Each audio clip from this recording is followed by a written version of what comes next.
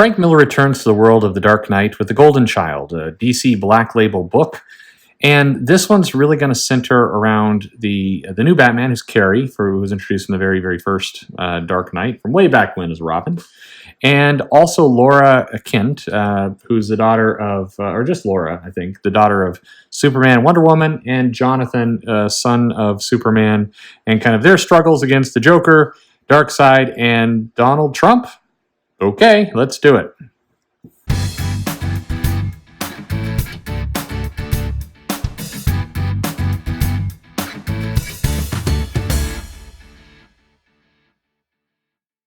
Hey, this is Perch. This is a review of Dark Knight Returns Golden Child, DC Black Label title number 1, Frank Miller, Raphael Grampa. It's unclear to me how many issues are going forward with this. I think that's been said at one point, and I heard it, but I'm forgetting how many issues we're getting in this series. So this the series is set 3 years after The Master Race, which was Dark Knight 3, the last series that came out. And really what this is all about is kind of the, really exploring those children. We just get barely a glimpse of Superman. We kind of don't get a glimpse of Batman, of course. So this is really those three characters and their battle against kind of ultimate evil on the world. And what is that evil? Well, first of all, as we get into this comic, we see that Laura is having trouble adapting to human life. Jonathan is kind of this weird child, like the Golden Child. It's the Eddie Murphy movie. Every time I see the Golden Child, that's what I keep going back to, remembering that movie. That's a great movie. 80s movie, fun. Anyway, they're kind of flying around the city. Jonathan just flies upside down for the hell of it, and the city is just crappy. I mean, people are attacking and they're eating too much, and their like cars are rolled over and on fire, and it's lousy. It's lousy time in the city. And Laura is very much of the opinion that humans suck and they're pointless. They ate too much. Jonathan's not really committing to anything, but Laura's just angry. And that's kind of the foundation we built here. But other people are angry too, and those people are Trump supporters. So there's some protesters, no more hate, not him again, perfect timing for the election, but they're being attacked by a giant Joker mob. It's from the Joker movie, the whole incels that were going to cause a lot of violence and trouble. They're out in full force, making some trouble. So they're attacking the protesters, and before Laura can really get down there and fix it, she didn't really want to. She's like, it's an election. This is democracy. This comic, you pick it up, and it's advertised as a terrifying new evils return to Gotham City. Laura and Carrie must team up to stop this huge evil. But in many ways, this comic, at least half of it, is an allegory for the election, for the divide in the country, for the Trump versus whoever the Democrat's going to be, and that whole dynamic.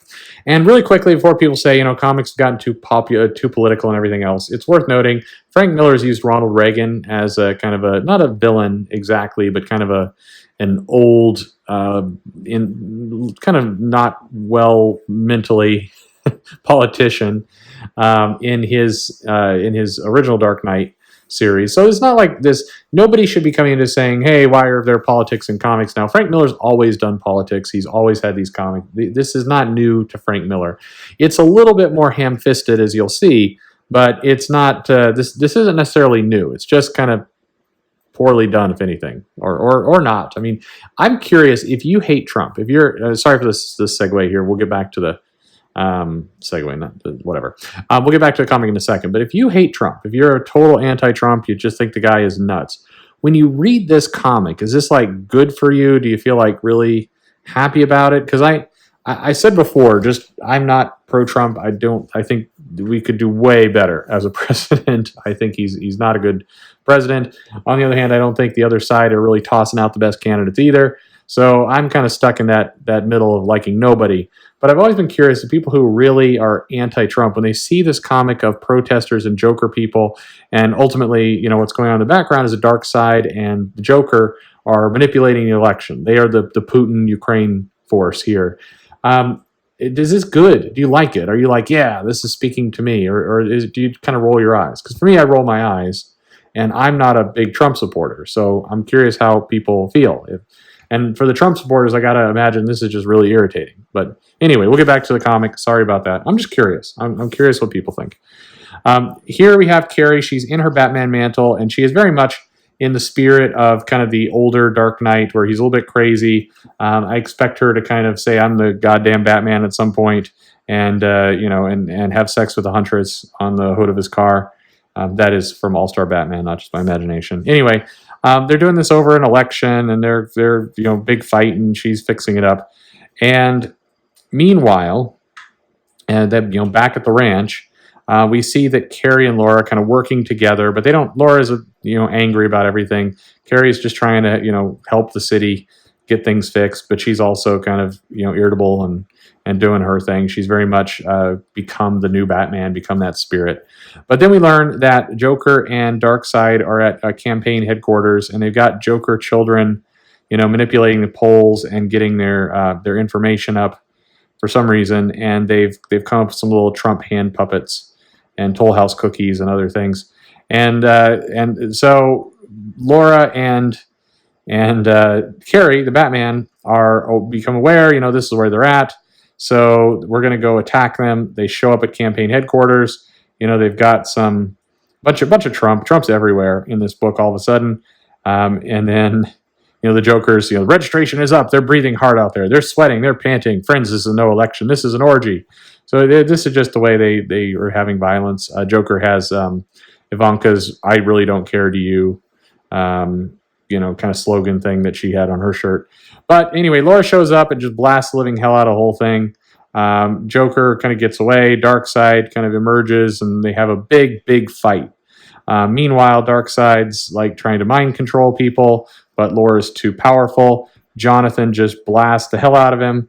And basically, they redirect the Omega Beam back at Darkseid, blow him up, and Darkseid's gone, but he's not really gone. And Carrie realizes she's got to go and kind of chase after the Joker. Sky's raining blood, and Darkseid is reborn, heads back to the Earth, does some damage. And so we basically have split the battle here, where Laura and Jonathan are fighting kind of new Darkseid. Carrie is off fighting the Joker and his people. She's jumping around on a car, and we get a nice battle. We get some nice. This art is an acquired taste, I would say, but it is in the spirit of Frank Miller for sure. If you have that feeling of kind of Frank Miller Dark Knight that you want to return to, it's here. That's all good. But anyway, so Carrie gets Joker, stops him. This unmasks the fact that the governor, I guess it's the governor, not the president, Trump, is evil, and he's been unmasked as a Joker stooge, not Darkseid stooge for some reason. Anyway, people are kind of wandering around. What's going on? Meanwhile, the Darkseid returns. He's super powerful now, super pissed. He throws Laura into a big whirlwind, but she gets out of it, and then he hypnotizes her, and now it's down to Jonathan Darkseid. So one problem with this issue is it's very much, as I'm describing it, it's very much the bad guy does something, the good guy does something. The bad guy does something, the good guy does. The bad guy does his ultimate move, and then the good guy does her ultimate move, and then they fight some more, and then the bad guy's defeated, but oh no, he's resurrected immediately and back, and now they fight some more. It has the feeling of just a wrestling match where nothing is really going to happen. The title's not going to change hands. They're just going to do kind of their finishing moves back and forth at each other for a while, and then the show will be over. And to that point, old Jonathan shows up. Darkseid uses his super beams. Jonathan swallows them and releases the neutron vision beams. This hurts Darkseid pretty bad. He grabs Jonathan, though. Jonathan then says, "Old fart, you can't hold me." Kind of goes into his brain, messes with him, kind of makes him, I don't want to say human, but just really damages him. Then Jonathan and Laura both kind of evaporate into the air. Darkseid's standing there. He's hurt, and he's gets a rock thrown at his head, and he's bleeding, and that's trouble. Now he's maybe human, or his powers are gone, or he's vulnerable, puny. And so Carrie, Batwoman, or Batman, shows up with a bunch of her friends, and they're going to take him over. That's why we'll win. We'll never turn. We're thinking for ourselves now. We're free. That's why we'll win. And that's where the issue ends.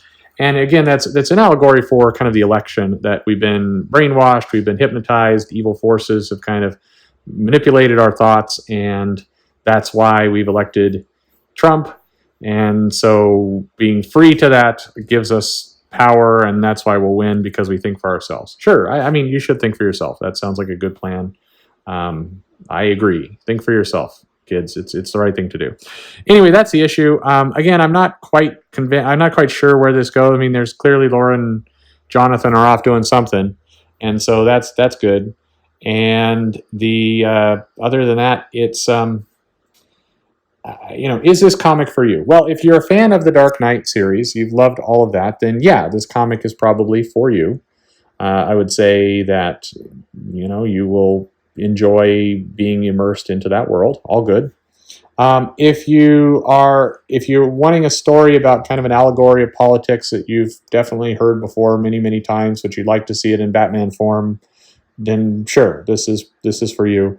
If you're annoyed by politics, this is not for you. This comic is all about the fact that Donald Trump was elected via Joker and Darkseid, and the heroes take him out, and then presumably elect Bernie Sanders. I guess, I don't know. They don't really say who's going to come in at the end. Maybe Jonathan. Jonathan can run, or Lara or Carrie, or who knows. Whatever. So, production-wise, it's fine. Again, if you like the Dark Knight series, it feels like the Dark Knight series. It feels like Frank Miller writing. It feels all in line with all that stuff. So if you're a fan of that, then this comic will be just fine, other than you might get annoyed with why Trump is here and how this is going to age over time. But, whatever. But not the most. I would say I've read all the Dark Knight Returns. I'm a fan of a lot of what Frank Miller does. This is not his strongest outing by any stretch of the imagination. It is definitely kind of a one-note story about politics. And my bigger problem is not any of the politics stuff. It's that we've got Ultimate Darkseid. Pages and pages go into how he can blow up planets and eat stars and other things. And then they trade finishing moves. And then he gets hit in the head with a rock. So, I mean, that's kind of a downer to me. But definitely I can see people liking this. There are some people who will go for this, and good. I think that sounds great. Anyway, what did you think of it? Leave me a comment below. Also, my earlier question, if you are very anti-Trump, does this comic speak to you? Is it something you need that's good? I'm curious about that. Otherwise, I'd love to hear your thoughts, your comments, everything. Subscribe to the video. You can follow me on Twitter at Comic Perch, and most importantly, thanks for listening.